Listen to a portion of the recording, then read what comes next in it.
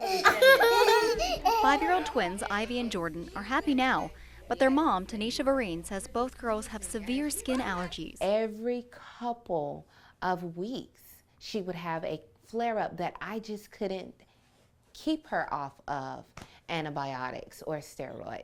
For Stephanie Norris and her daughters, the issues were more internal. 11-year-old Layla suffers from allergies. 16-year-old Echo struggles with anxiety. Either we were always on antibiotics, or we were just constantly on several different other types of prescriptions, whether it was nose spray or pills. Both Norris and Vereen separately began studying and using essential oils.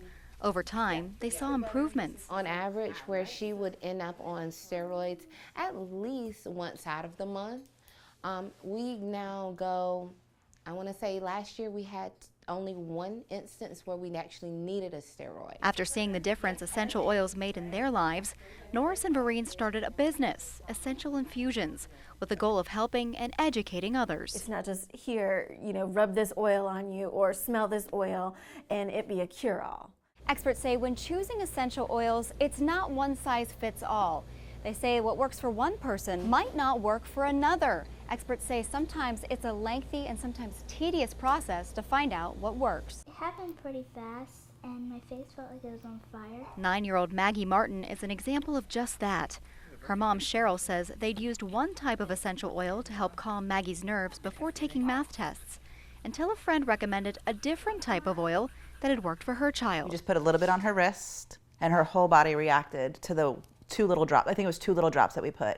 And her whole body got red and blotchy and itchy. Her eyes burnt. Internist and dermatologist Dr. Vinod Nambudiri says Maggie's experience isn't unusual. The essential oils are a common source of what we call contact dermatitis, where there's a substance that you may put it on your skin. The first time you get exposed to it, nothing may happen, and for some people, nothing may ever happen.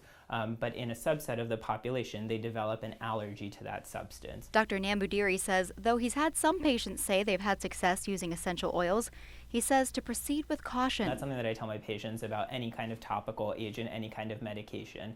There are hundreds of people every day who try a new medication that for whatever reason it disagrees with them. Have you seen anyone come in or had any problems with allergic reactions or any certain sensitivities? Absolutely. Because of the increased popularity and lack of information, health food store Bay Naturals instituted a no ingestion policy, a practice with which experts agree. They're not regulated in such a way to be safe for ingestion.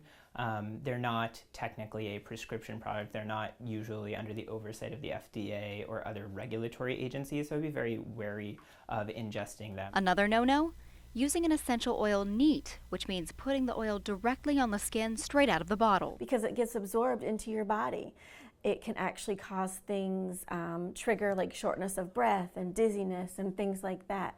So we always say that you should use it with a carrier. A carrier oil, Norris says, can be things like jojoba oil, coconut oil, or even a lotion. She adds certain oils can be phototoxic, which means if you use the oil then go out in the sun, it can cause a severe reaction such as blistering. Yep. Experts say it's most important to take it slow, do your homework, and remember, Just because something is natural does not mean it is safe. Erica Edwards, News 13.